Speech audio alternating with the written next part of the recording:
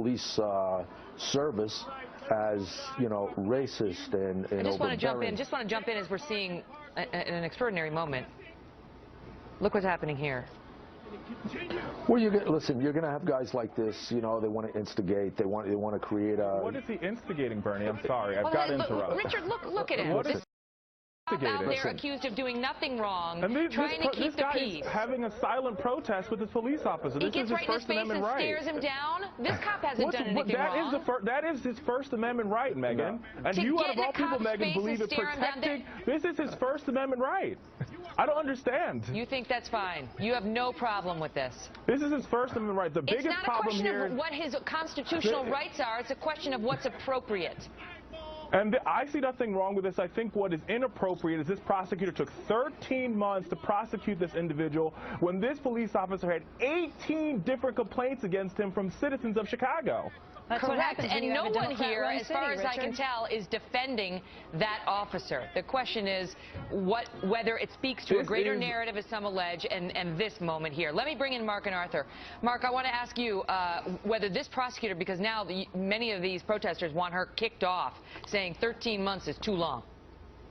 Well, it's one or the other. Either she needed to wait that long because there are facts and circumstances that we're unaware of, and I find it hard to believe based upon that video, or she really did drag her feet. The question is why?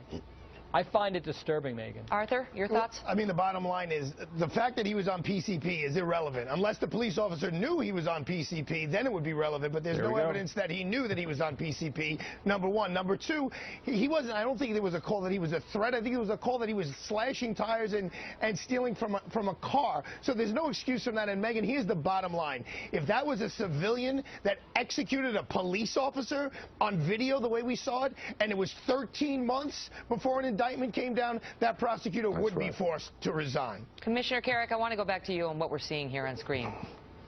Listen, you're seeing silent protests, you know, and I agree with Gary McCarthy said what he said earlier, the superintendent there. You know, they have a right to protest, they have a right to peacefully protest, as long as it doesn't get out of hand.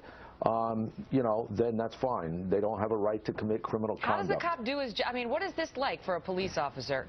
Well, listen, you know, you're going to have this kind of stuff.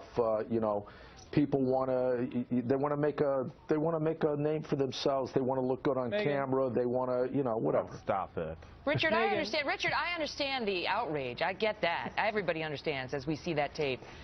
I don't know what we just saw. Your thoughts?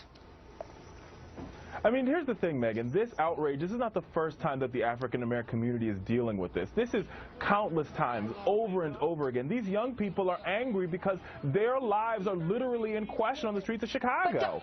But Richard, in Chicago, the major problem is African-Americans killing other African-Americans. The point is that their lives are in question. This police officer put 16 bullets into this young man for absolutely no reason.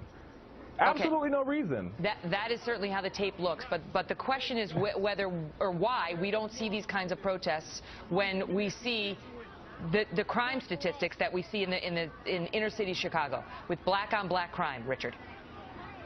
Listen, I think that we're mixing apples and oranges here. We could talk about black-on-black crime and how we solve black-on-black crime, but what's in question today is the people that put their hands on the Bible and swear to protect and serve the community are harming the community, and that is a problem. And it's not a Republican problem. It's not a Democratic problem. It's not a black problem. It's not a white problem. It's an American